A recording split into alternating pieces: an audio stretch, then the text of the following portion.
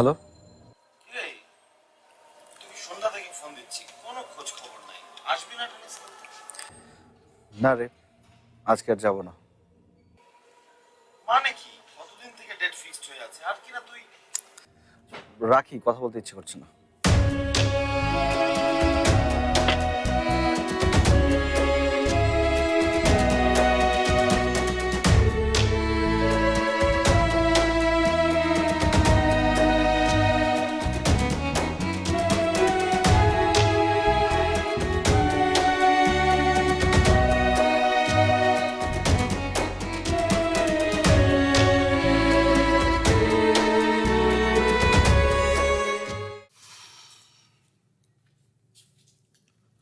ছেলের বিয়ের তারিখ ফিক্সড করে আসলে,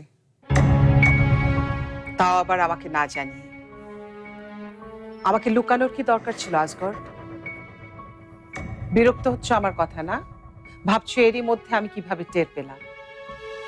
আমার ছেলেটা তোমার মতো হয়নি আজগর। সে আমাকে সব বলে দিয়েছে। সে আমাকে এও বলেছে তুমি তাকে কিভাবে ইমোশনাল ব্ল্যাকমেইল করছো।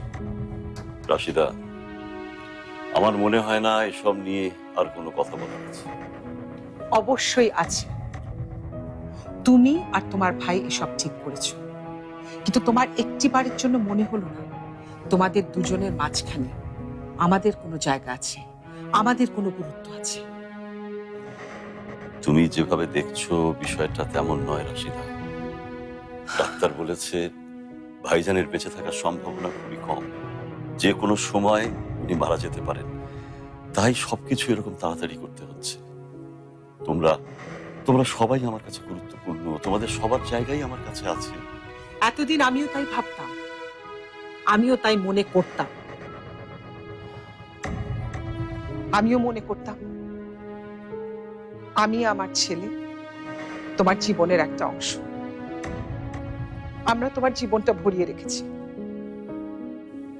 কিন্তু না, আজকে আমার মনে হলো তোমার জীবনের সবচেয়ে বেশি গুরুত্বপূর্ণ তোমার ভাই আর তোমার ওই ভাইয়ের মেয়ে। আমি আমার ভাইজানের শেষ ইচ্ছা পালন করছি রাশিদা।